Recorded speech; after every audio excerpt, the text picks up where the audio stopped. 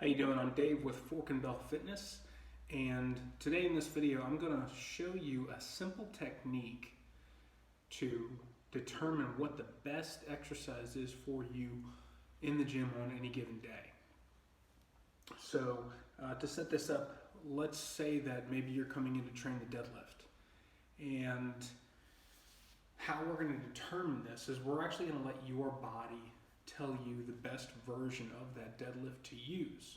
Now, the way that you're going to do this is you're going to use a simple range of motion test, and any range of motion test will work for this.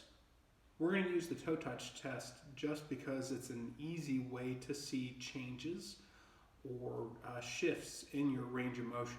So how we're going to do this is we're going to start by setting a baseline.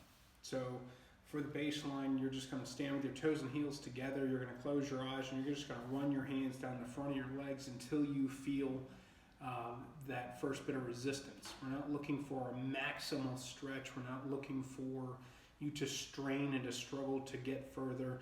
It's where's that first point of resistance from your body. You may feel it in your calves, you may feel it in your hamstrings, you may feel it in your lower back. Where the resistance comes from is not as important as where you are in the movement or in the range of motion when you feel it.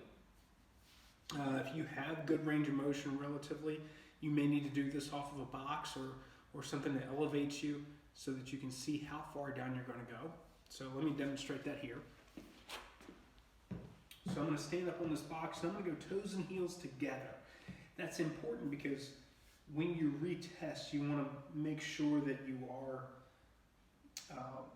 trying to recreate the same conditions. And if I test here initially and then the next time I test here, that could change my range of motion. So I'm going to go toes and heels together, close my eyes, stack the hands one on top of the other, and just let them run down the front of my legs until I feel that first little bit of resistance. So right about there is where I would feel it. So kind of right at the corner of the box there.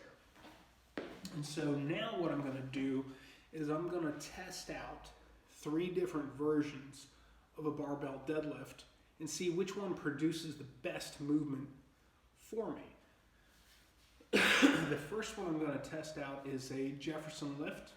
Jefferson lift is kind of a weird rotational lift. Some folks will call it the straddle deadlift. And I'm just going to do a couple reps.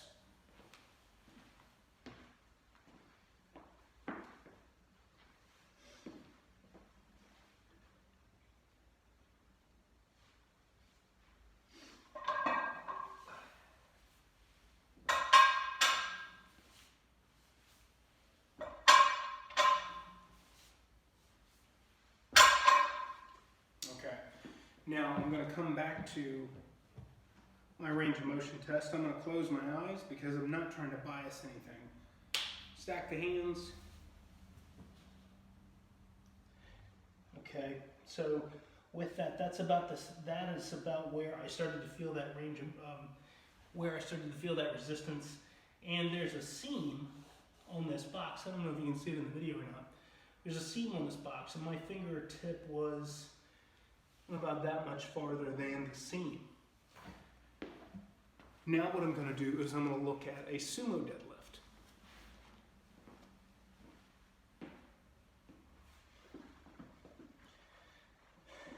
Get my stance.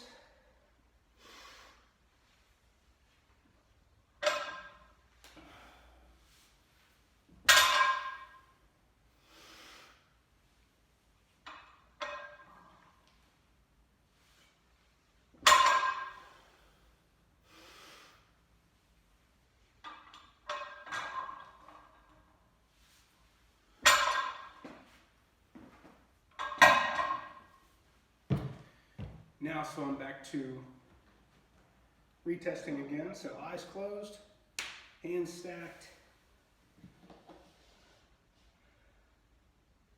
Okay, so that was definitely past my baseline, but not quite as far as the Jefferson lift. And so the last one that I'm going to do is just that more traditional stance.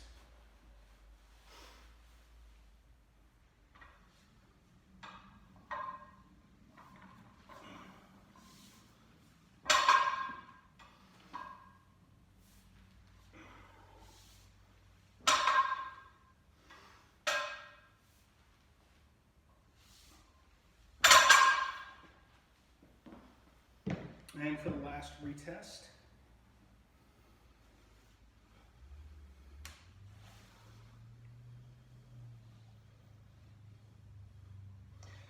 okay, so that puts me right about here, right at the lip.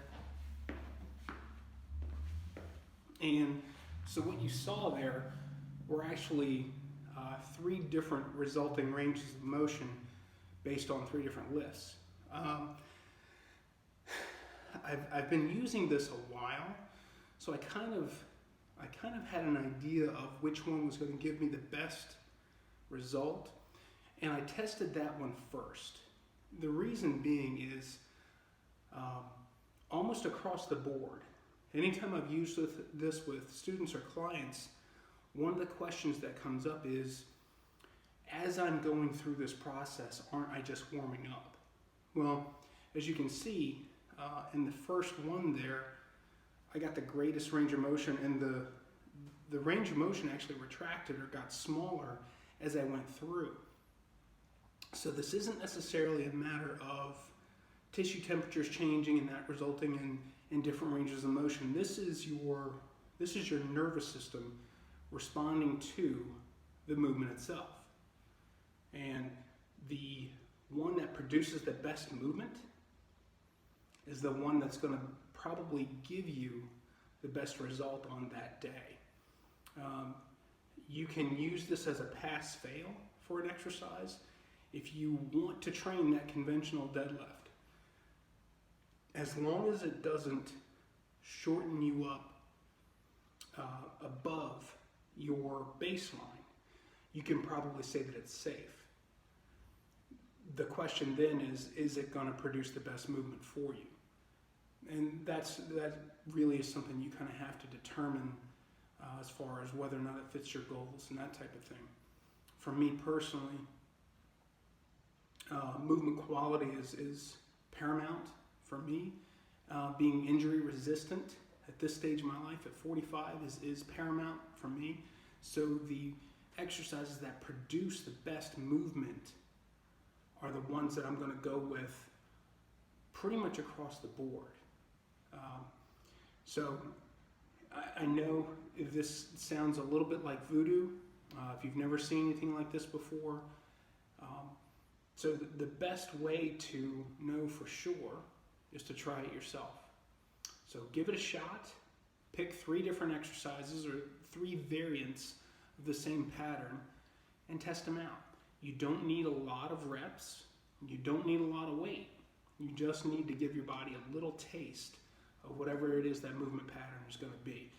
Let's say you were going to look at a pressing movement. You could pick a bench press with a barbell. You could pick a single arm press with a dumbbell, and you could pick